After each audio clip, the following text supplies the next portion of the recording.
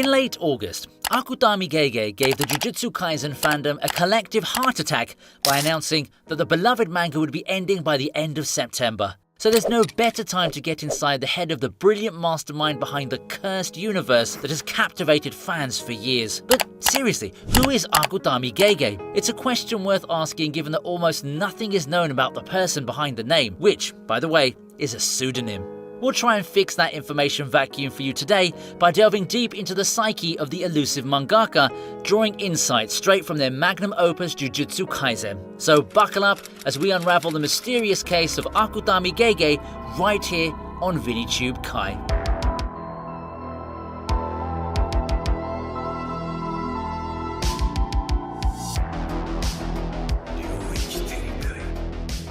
The little we know about Akutami comes from the mangaka's quirky Cyclops cat avatar, which often pops up to explain aspects of the manga or simply indulge fans with some fun trivia. Working behind the scenes as a cartoon avatar isn't exactly new, and Akutami might have been inspired by the likes of Togashi Yoshihiro, the veteran mangaka behind Hunter x Hunter, who's famous for inserting himself into his series by donning a dog mask with its tongue hanging out. But Akutami takes this anonymity to dizzying levels.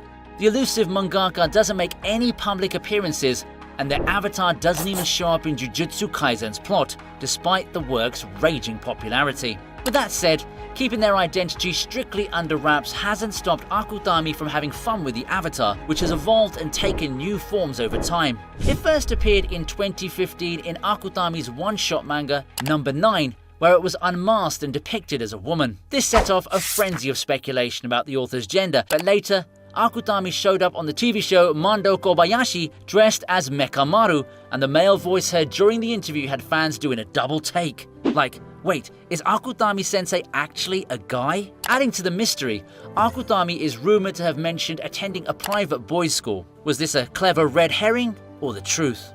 Who knows? The confusion has only deepened with every new outing the avatar has made.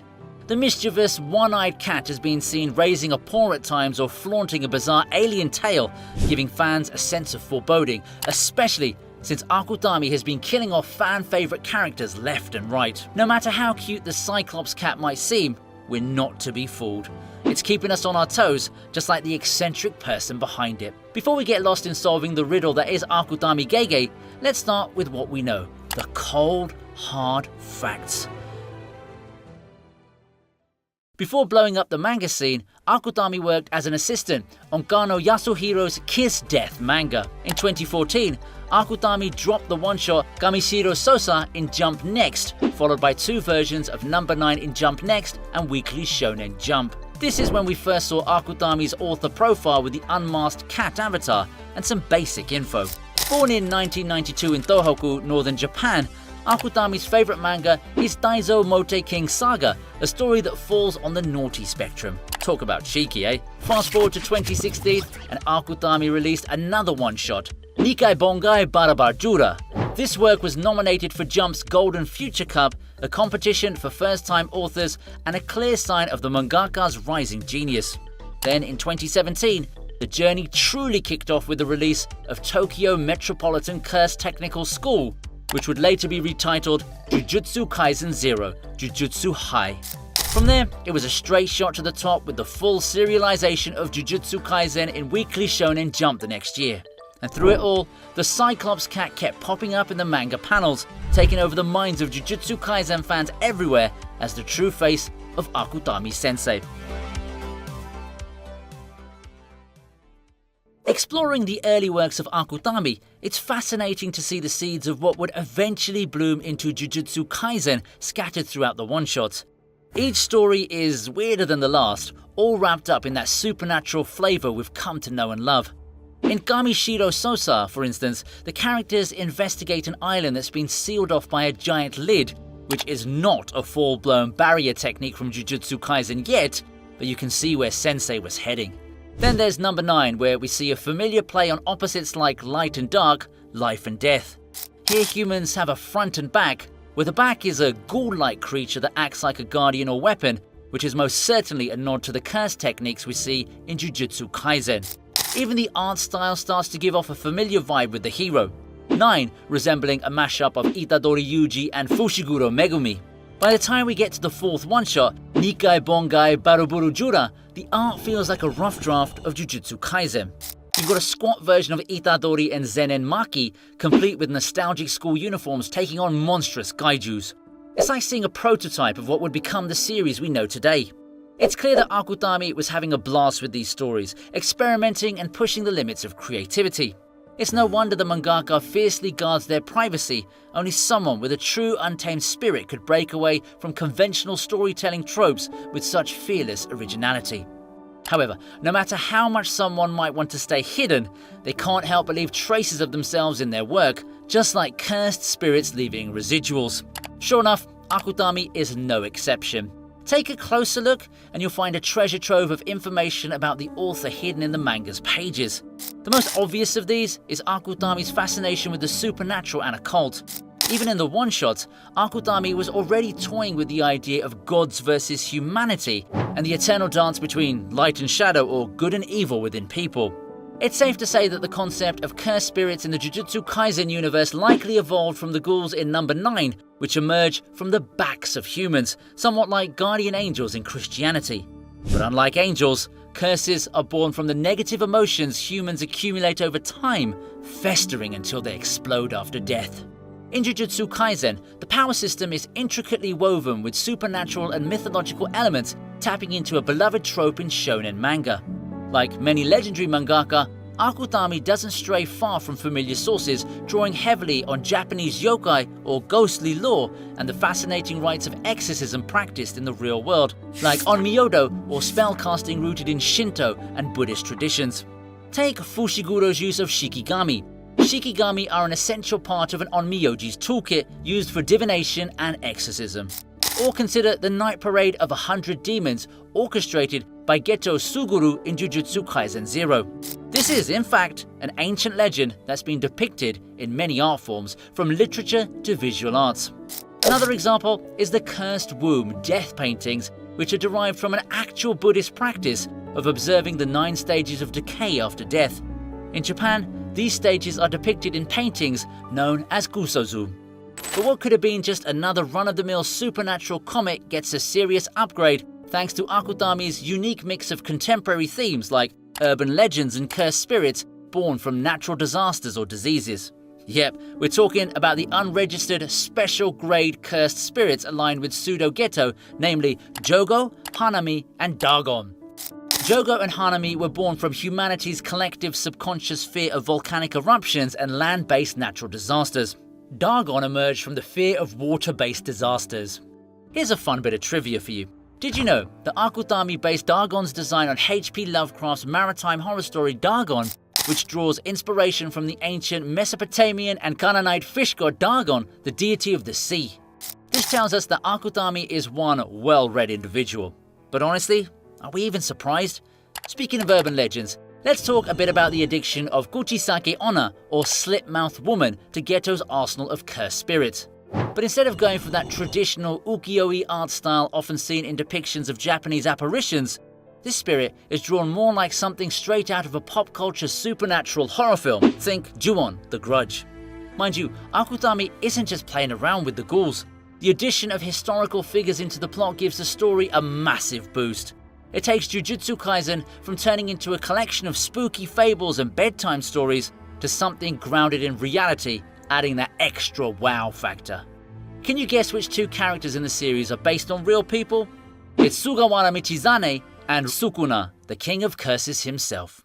Let's start with Michizane, one of Japan's big 3 vengeful spirits and an ancestor of both Gojo Satoru and Okotsu Yuta, as mentioned in the prequel series Jujutsu Kaisen 0. Sugawara no Michizane was a scholar and politician during the Heian period who, after being betrayed and exiled, supposedly unleashed plagues, droughts, and deadly lightning strikes. To calm his vengeful spirit, he was enshrined and posthumously deified as the god of storms. And get this, the aristocratic Gojo family is actually listed as descendants of this learned yet fearsome deity. Next is Sukuna, the strongest Jujutsu sorcerer from 1,000 years ago and the main antagonist, who revels in making life miserable for Itadori. According to Akutami, Sukuna is less of a sorcerer and more of a walking disaster. The real Ryomen Sukuna traces back to the classical Japanese text Nihon Shoki. This Sukuna was a mighty figure with 2 pairs of arms and legs, much like his fictional counterpart. Nihon Shoki describes Sukuna as possessing superhuman strength. Armed with a bow, arrows and swords, he's considered a natural calamity, leaving destruction in his wake. Though the ancient texts portray him as a villain and an enemy of the Japanese emperor, many people saw him as a hero and is even considered a minor deity. The name Ryomen itself means two-faced, which applies to the character and the man both literally and figuratively. Akutami has also said that Sukuna will kill anyone in an instant, and that he has no morals and takes pleasure in making life difficult for Itadori. So, whether in ancient texts or in the manga, Sukuna is a terrifying force to be reckoned with. That sums up the historical and supernatural side of things, but Akutami has much more to offer. A mangaka and their work are always intricately linked, making it impossible not to see traces of their professions shining through. We're not talking about the starry-eyed, romanticized dreams of becoming a mangaka as depicted in the popular series Bakuman. Instead, Akutami presents their world in a technical and downright cool way, best exemplified by characters like Zenin Naobito and culling game player Charles Bernard. Before we proceed, here's your spoiler alert if you haven't reached the Shibuya incident or culling game arcs yet. Don't say I didn't warn you. Now, with that out of the way, let's break down the fight between Dagon and Naobito, the former head of the Zenin clan. Naobito uses the inherited curse technique projection sorcery, which allows him to divide 1 second into 24 frames, letting him execute a precise set of movements within that tiny sliver of time. And here's the kicker: anything Naobito touches while the technique is active has to abide by that 24 FPS rule, or it gets frozen in time for a second. Now, what's 24 FPS, you might ask? It's the standard frame rate for most animation and film content, where 24 still images create the illusion of fluid motion. It's a brilliant way to integrate something so fundamental to the animation process into the story, giving us viewers a peek behind the curtain. The same cleverness shines through in the character of Charles Bernard, who faces off against Hakari Ginji in the culling games. Bernard's G Warstaff, a long spear with a pen-shaped tip, turns into a cursed tool thanks to his innate technique. By drawing his opponent's blood with the tip, Bernard fulfills the condition for ink and marks his opponent with a manga panel. This panel lets Bernard peer into his target's near future, and the more blood he draws, the further into the future he can see. It's almost as if Akutami is imagining the mangaka not just as an artist, but as a god or seer with the power to see and shape the future through their craft. Pretty cool, right? Now, let's take a break from the cool factor and dive into the laugh-out-loud moments Sensei masterfully sneaks into even the most intense scenes, especially with those ridiculously strong characters. Case in point, Todo Aoi. His dreamy, pink-hued imaginary world with Takada-chan is straight out of an idol manga. Todo's daydreams about the in-universe idol and of course his brother Itadori are pure comedy gold. I mean, the guy wakes up with tears streaming down his face, only to follow it up with a brutal smackdown on his enemies. We also have the Todo Itadori bond to thank for that long-running gag about the latter's Jennifer Lawrence obsession. Whether this reflects Akutami's own taste in Hollywood beauties, or is just a quirky character trait they tossed in for fun, we may never know, but it sure adds to the charm, doesn't it? Speaking of Jennifer Lawrence, she's just the tip of the iceberg when it comes to real-world film references. Jujutsu Kaisen is packed with nods to famous films. You might remember seeing DVD covers for Leon the Professional and the South Korean sci-fi horror flick The Host during Itadori's early training with the cursed corpse Tsukamoto. In the anime, he's watching The Lord of the Rings with Frodo and Sam on screen. But in the manga, it's actually a shout out to Sam, Will Smith's dog from I Am Legend. How's that for film trivia? And let's not forget Itadori's hilarious impersonation of Tom Hanks in Castaway during his chat with Yoshino Junpei. With so many real-world references scattered throughout, the Jujutsu Kaisen universe feels surprisingly relatable, connecting us with Akutami in a more personal way, making them more approachable than just their Cyclops cat avatar. There's more on the topic of film references in Jujutsu Kaisen. Let's talk about Akutami being a huge fan of horror, particularly the body horror genre. This influence is front and center in the series, seen in Itadori's amusing obsession with volume upon volume of classic body horror shows like Human Earthworm. The use of found footage elements also gives the visuals a gritty and contemporary feel, adding a fresh twist to the more traditional and archaic elements of Japanese cultural lore. So, while Akutami is deeply rooted in Japan's supernatural history, the mangaka's ability to blend modern horror and comic relief into the mix in that perfect 7:3 ratio, just like Nanami Kento's hairstyle, sets their work apart from the usual crowd of supernatural manga. And that brings us to famous manga references you can't have missed. It's nearly impossible to be a mangaka, especially one as celebrated as Akutami, without tipping the hat to the greatest mangas of all time. Through Itadori, we get a glimpse of the mangas that shaped Sensei's own artistry. When Itadori struggles to challenge his cursed energy, he laments at not being able to pull off moves like the Spirit Gun from Yu Yu Hakusho, Bankai from Bleach, or Kamehameha from Dragon Ball. This isn't just a throwaway line, but a huge nod to the legendary mangakas who've influenced Akutami's work. We're talking about Togashi Yoshihiro of Yu Yu Hakusho and Hunter x Hunter fame, Tite Kubo of Bleach, and Toriyama Akira of Dragon Ball. Akutami has been pretty open about how Jujutsu Kaisen draws inspiration from Hunter x Hunter and Bleach, especially when it comes to world building and power systems. As a huge fan of Togashi's work, Akutami has admitted that Geto's character is inspired by Yu Yu Hakusho antagonist Sensui Shinobu, aka the Black Angel. Both villains have that righteous but fallen vibe right before spiraling into evil. And here's a cool tidbit. Akutami revealed that Itadori's tormented expression upon seeing Sukuna in Fushiguro's body was inspired by Killua's look when he takes Gon's withered hand in Hunter x Hunter. There's another Hunter x Hunter reference. After Mahito wrecks Todo's hands to stop him from using his boogie woogie technique, Todo says, "Arm is merely a decoration. The act of applause is an acclamation of the soul." Now this is a callback to an iconic Hunter x Hunter moment in which Isaac Netero, after losing an arm and a leg, says to Meruem, "You believe I cannot pray with a single arm? A prayer comes from the heart." Hunter x Hunter fans surely wouldn't have missed that. Kubo's masterpiece Bleach is another big favourite of Akutami's, and this isn't just fan speculation. Akutami has openly named Bleach as a major influence, and you can't help but see Kubo's fingerprints all over Jujutsu Kaisen, from character designs to overarching themes. Both series feature high school protagonists in the real world instead of some fantasy realm, but that's just scratching the surface. The world building in both mangas shares a similar atmosphere too. In Jujutsu Kaisen, curses run rampant, causing mayhem that only Jujutsu sorcerers can handle, all while regular folks remain blissfully unaware.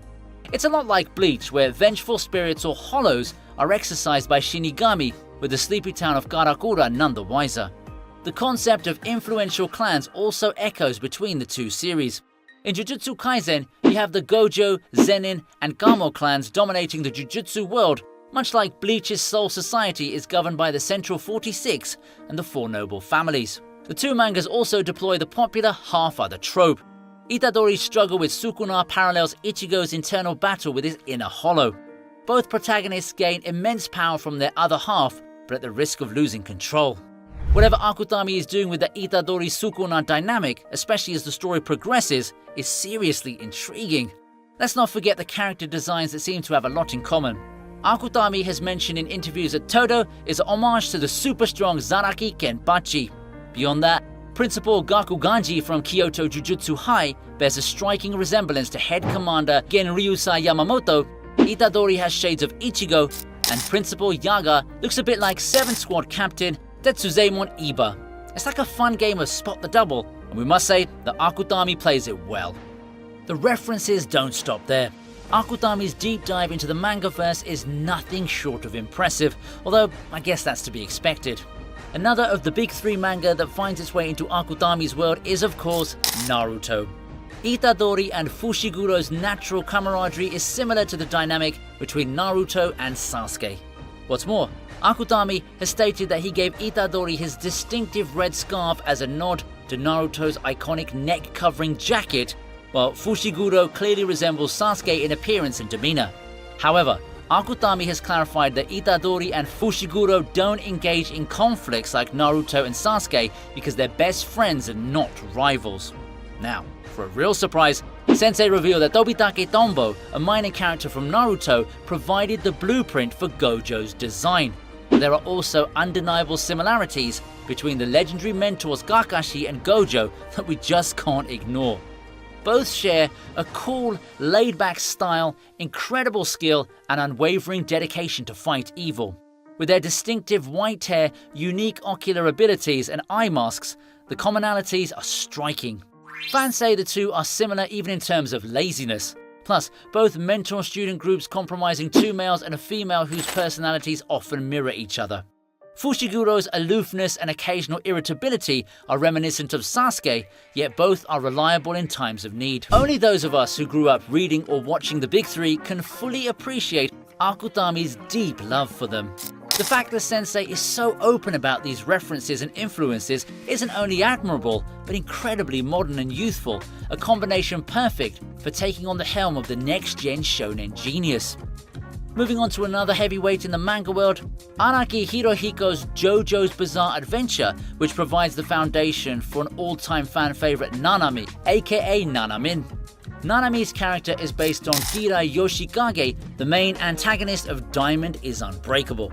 Now, comparing the responsible and beloved mentor figure Nanami to an abnormal, paraphilic serial killer might seem like a bit of a stretch here, but it makes sense when you learn that Akutami initially planned for Nanami to be a villain. The fact that Nanami's appearance, mannerisms, his history as a salaryman, and his desire for a peaceful life drew heavily from Gira is undeniable. The differences, of course, are significant. While Gira, underneath his normal guy routine, is a self-interested and twisted killer, Nanami, beneath his cool exterior, is just a regular guy who wants to retire in Malaysia by the sea and only fights out of a sense of duty, especially when it comes to protecting his students. And for that, he pays a great price. Now we're getting sentimental, but you can see how masterfully Akutami has handled this character progression, right? In Jujutsu Kaisen, Akutami has managed to create incredible worlds with cutting-edge power systems and equally stirring, emotionally charged scenes, demonstrating a consistency and skill that's rare these days. It's clear to see that Sensei is a one-in-a-million talent. Who cares where the inspiration comes from? The results are absolutely stunning. Chasing down the breadcrumbs Akutami leaves behind doesn't quite prepare us for how unpredictable and ruthless the mangaka can be with the storyline. Just as the entire fandom was knee-deep in mourning a slew of character deaths, Akutami hit us with another bombshell. The 5 more chapters and it's over announcement. No sooner had the Sukuna Itadori fight wrapped up in the manga, we were left dangling off yet another cliffhanger. So many questions remain. Did Sukuna take Itadori's offer to return his body and spare Fushiguro? Maybe he did. We see Fushiguro alive and well in chapter 268, but the whole chapter is eerily quiet and laid back, leaving us utterly in the dark about what's really happening. There's also the great merger Genjaku promised, the one that's supposed to merge all the people in Japan with Tengen-sama. That's still a no-show. Will it happen? Has it already happened? You never know with Akutami's knack for plot twists. Maybe Akutami will drop another shocker and announce a part 2, which would be absolutely epic. If not, we'll just have to wait for Akutami to whip up another masterpiece. What if, on top of all the wild fan speculation swirling around, Akutami finally decides to reveal their true identity? Well, we'll all be damned, that's for sure. That's a wrap for today. If you've got different takes, want to join the discussion, or have any topics you'd like us to tackle, drop your thoughts in the comments below. Don't forget to like, subscribe, and hit that notification bell. This was ViniiTube bringing you the mysterious case of Akutami Gege. Until next time.